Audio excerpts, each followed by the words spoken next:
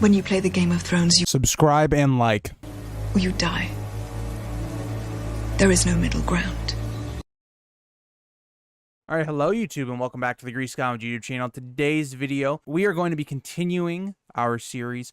We'll be getting to Chapter 3. This is Catelyn's first POV chapter. She is one of my favorite POVs, even though she's not one of my favorite characters. This is a very intriguing chapter. It's only a couple pages. It's like 6 or 7 pages. So this will probably be a shorter video.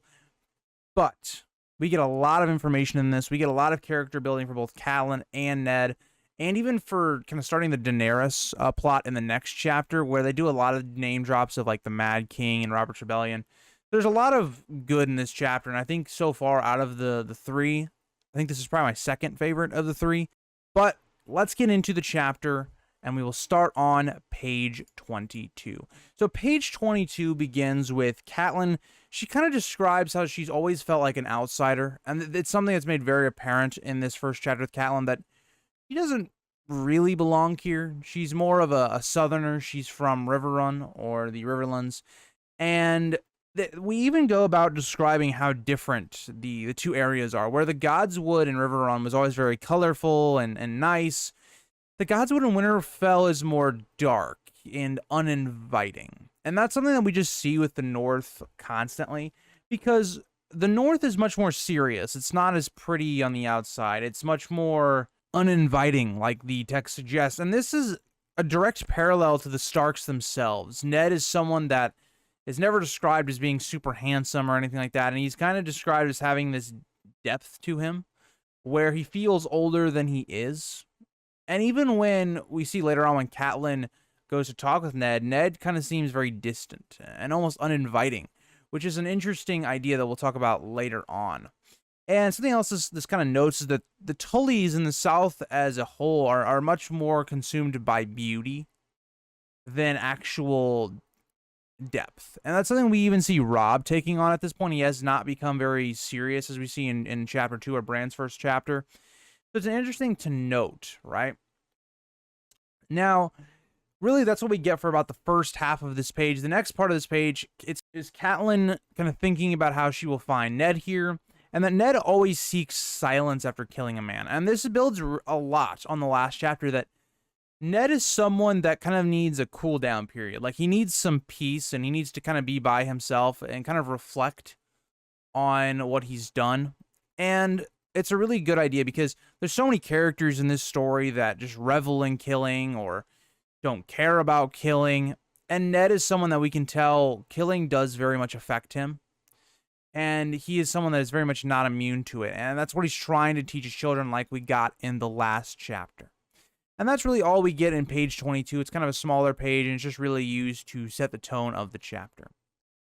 Now, page 23 goes to establish, again, some differences between Catelyn and Ned, where Catelyn in page 23, she was anointed in the oils of the Seven, which is very different from Ned, who, again, in last chapter, we find out that Ned follows the old gods, and he follows kind of the old ways, vastly different from Catelyn. And what I think is interesting to note here, because in last chapter we were talking about a lot of Robb and Jon's differences and their appearances, Catelyn notes here that a lot of her ancestors are described as looking more or less the same.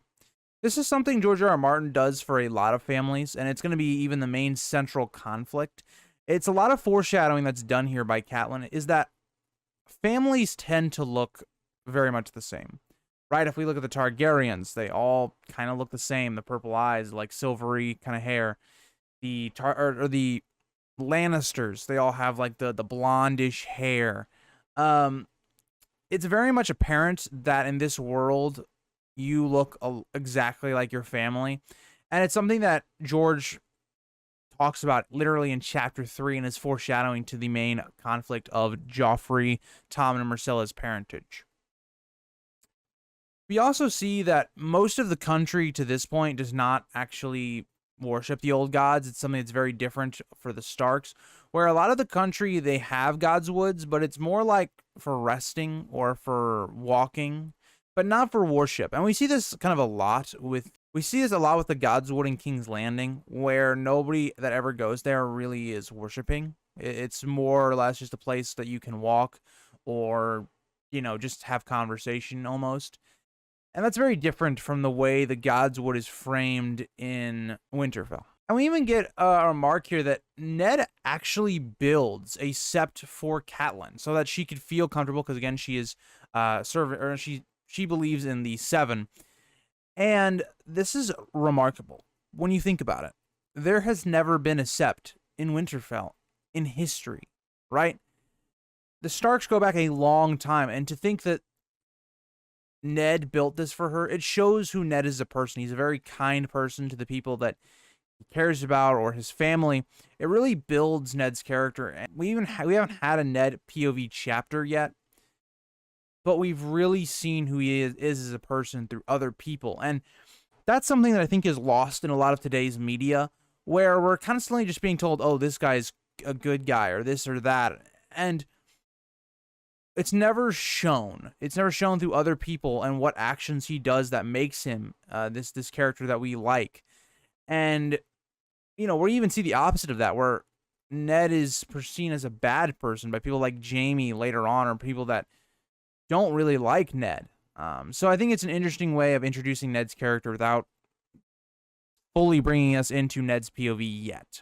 And eventually Catelyn sees Ned is under the heart tree. And there's a ton of foreshadowing that I think that goes on, that the tree appears to be watching Catelyn. We even see, at multiple times in the chapter, where Catelyn moves towards Ned, the eyes seem to follow her. When she's talking with Ned and she's kind of sitting next to him, again, the eyes it seems like they're watching her. There's a ton of foreshadowing that Bloodraven is watching over these events. And the tree itself, the leaves are described as being bloody.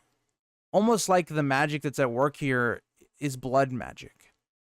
And I've talked a lot about Jojen paste and how awakening your powers probably takes some sort of blood sacrifice. This could be foreshadowing to that. So it's an interesting idea. And again, we learn through Catelyn that this tree has been here long before any settlement.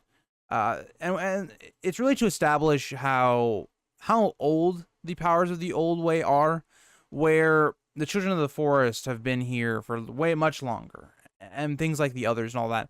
So it does a great job of establishing that as well. And something, again, to note about the Old Gods and Bloodraven as a whole is that we learn that majority of these trees have been cut down south outside of the Isle of Faces. So this should explain to us, or to the readers, that the Old Gods do not really have power in the south. They can't look over things. They can't really make signs as to why or to how the Starks should act.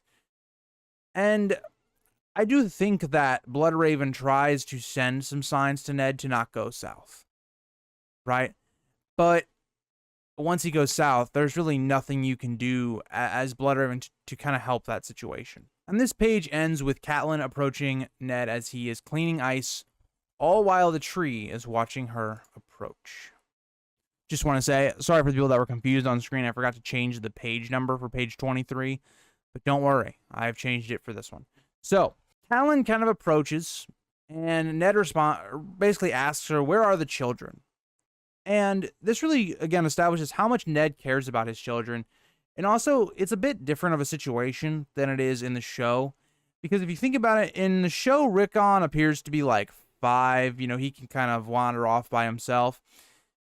In the books, Rickon is only 3 at this point. So you would assume Catelyn should always be with Rickon. He tells Ned that more or less they're kind of all together, and they're deciding on the names for the Direwolves. What I think is interesting is that Ned, while asking this question, where are the children, to Catelyn, he seems almost distant. And this is how I took this, is that it almost feels like the years of death and violence have left him scarred, right? And that's just kind of the feeling I get from Ned. Maybe some people take this as Ned is a little bit more distant to Catelyn at times, like their relationship is not as great as it appears. But I've always taken that as Ned has been in deep contemplation about death and he's understood what he's done throughout the years, and it's almost left him scarred to a degree. And Ned asks if Rickon is afraid of Shaggy Dog, which he's 3. I think most three-year-olds are even scared of dogs. So the fact that it's a direwolf, like, he should be afraid. But Catelyn says he's only a little afraid. And Ned responds with, he must get over his fears. Winter's coming. It's a very odd statement. And I guess it continues to show how people have to grow up so much quicker in this world, where Ned is saying a 3-year-old needs to get over his fears. Like, Rickon, I don't even know if Rickon, I don't know what age you actually have a working memory of. I guess it would probably be around 3, maybe.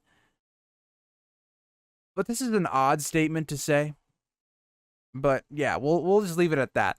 And also the line "Winter is coming" is uttered. And Catelyn notes how much different this kind of quote is, or motto, from the rest of the world. Or I guess Westeros, where you have everybody else kind of has, you know, upbeat or kind of like war chants, like ours is the Fury, or family duty honor. The Starks one is very dark and serious, again reflecting the Starks as a whole. Also, we note here that the eye of the heart trees, or the eyes of the heart tree, are still staring at her, as if she is an outsider and does not belong here. And it's an interesting idea that, is the heart tree trying to warn Ned that Catelyn is giving them bad advice, or him specifically bad advice, as she will give Robb bad advice as well?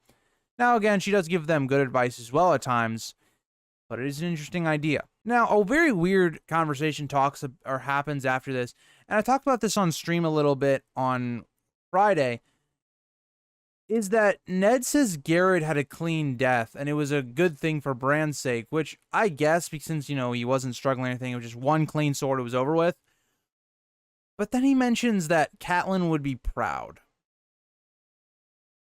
Very weird statement to say, oh yeah, Catelyn, you should be proud that your 7-year-old watched a man die, and he wasn't really fazed by it. Now, Catelyn instantly replies, I am always proud of him, which is, you know, a very mom thing to say. You know, you should always... I feel like moms, almost regardless of what happens, will always be proud of their child in one way or another. And we kind of get that from Catelyn, so it shows kind of her love for her children, at the very least. We then get a very big info drop from Catelyn. She's kind of looking at ice and thinking about it, and we note that these swords are only from Valyria, and that Valyria has fallen. And we get another description of the sword where it looks as sharp as the day it was forged. It sounds very similar to Anduril from Lord of the Rings. So for people that don't know, that's Aragorn's sword. And Aragorn's sword has the power of, like, it's always sharp no matter how old it gets. Even when it's fragmented into pieces, it's still extremely sharp.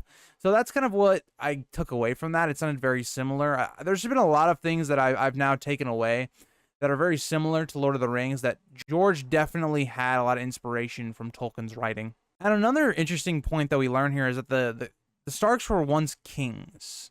And this is a great idea to introduce right before our first Daenerys chapter, because, again, the Starks stopped being kings to the Targaryens. Ned finishes this page with talking that Garrett was the 4th deserter this year, and that Garrett was scared of something beyond kind of the man-made stuff. Like, he wasn't afraid of swords, he wasn't afraid of Ned, he was afraid of something else. And that will play into a certain part of this conversation that I want to talk about a little bit later in the next page.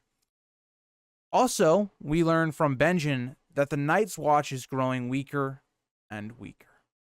Now, there's a lot of reasons for this, I think. The Night's Watch tends to grow stronger when there are wars, and to this point, we actually haven't seen many wars lately. And I think the world as a whole is just changing, that the Night's Watch is just not getting new recruits. And people don't really take the Night's Watch serious, as we'll see with characters like Tyrion and a lot of the people in King's Landing. Now, Catelyn and Ned kind of come to the conclusion that it's because of the wildlings that the Night's Watch is losing rangers and people as a whole. And as this is a rational conclusion, It's interesting that nothing is noted here that this could possibly be the others. We don't see any mention of them until Catelyn mentions them after this little conversation. But it is interesting that that's not even a possibility when we know that the others are killing some of the Rangers, as we saw in Chapter 1. But Ned notes that he may eventually have to ride out one day north of the wall to take them out. Now, I think what is interesting here is that this probably should have happened already. If you're really thinking about it, you shouldn't let all of the wildlings band together before you go to take them out. If there's somebody saying that they are the king beyond the wall, you should probably have killed them already. So I do think that's an interesting idea. Let me know what you guys think about Mance Rayder and how they've kind of dealt with that idea, because it kind of builds up to this whole thing where Mance now has the strength to attack the wall, where if they had dealt with this issue a lot earlier, maybe it would have been easier to deal with. But once Catelyn kind of hears the idea that, oh, Ned might have to go north of the wall, she is not pleased with that. Like, she's very much getting a little stressed out, I would say. But she knows that there are worse things north of the wall. And this is quite different from the show, where the show I always felt like Ned was a little bit more open to the idea of the others being alive still in the north. In this moment, he's basically like, Catelyn, you silly woman. There's no others left. That's just a child's tale. You got to stop listening to old Nan. And it's a very interesting idea that even the most serious family in the story, towards the others and the winter's coming idea, even they think of the others as a child's tale. Very interesting. And it goes to really show you and hammer it in that the others very much have stayed hidden for many, many years. And I noted this in this chapter, that in this moment, Catelyn is the voice of reason. And throughout the story, there are times when Catelyn is the voice of reason. When Catelyn is not in a place of emotional turmoil or in high-stress situations, she's actually very rational. It's just when she gets put into awkward situations, she tends to fold under the pressure and make bad decisions. And Catelyn mentions that no one has seen the Direwolves in hundreds of years, but they are here. Why not the others? And this is a great rationale from Catelyn, and it makes a lot of sense. Now, what I think is interesting that follows up with this is Ned kind of throws an insult at Catelyn, even though I don't think Catelyn really takes it. And maybe Ned didn't even mean it to be an insult, but Ned changes the subject nearly instantly and utters the phrase, better not to argue with a Tully. And this kind of hints at Catelyn's father, because Catelyn's father was basically like, you're going to marry this guy, and you are going to marry this person, and if not, we're not going into alliance with you. Like, Hoster is someone that very much forces people into alliances by marriage, and that's a very little subtle hint to it that we'll talk about more on as we get more information. After this, we kind of move back to the main focus of the chapter, which is, why is Ned coming to talk to Ned? There seems to be some sort of conversation that's about to happen that is very serious. And Catelyn knows that this is going to be some rough information here for Jon, or this is going to be some rough information for Ned, and she takes his hand and tells him that Jon Arryn is dead. Now, we learn here that Jon Arryn was kind of like Ned's closest thing to a father, really. Like, yes, Ned had his father, but he would spend a lot more time with Jon Arryn, to where he became more of his father, in my opinion. And we learned that Ned had been fostered at the Eyrie, or in the Vale. And we also learned that he was in a revolt during the Mad King's reign. And this is also important to bring up during Dany's, or right before Dany's chapter, because we've already been given information as to why Dany would be on the run once we find out she's a Targaryen, just based off of this little information that we get. And we also note that Catelyn tells us that Jon had married Cat's sister, Lysa. Now, page 26 is mainly a focus on how Jon died, how Lysa and her child are doing. And Jon dies kind of painlessly, is what it said, is that Pycelle helped along his death, so, because there was nothing he could do, and so he died painlessly. And Ned kind of sees this as a, joy that he didn't die with a lot of pain, which is interesting because we're going to figure out that that's not really what happened at all. Pycelle just kind of let him die, really. And another thing that's interesting is that it seems very much, especially with hindsight and the events that happen later, Catelyn is very out of touch with Lysa, where she suggests that Lysa should have gone to Riverrun instead, and that she needs to be about her family, which in reality maybe is true, but it seems like Lysa, again, we know Lysa kills Jon, and that's why she retreats so quickly to the Vale. But also, Lysa just is not a big family person, as we'll see later on with how she treats Catelyn and how she doesn't help Robb in the war. Catelyn is very much out of touch with her sister after so many years.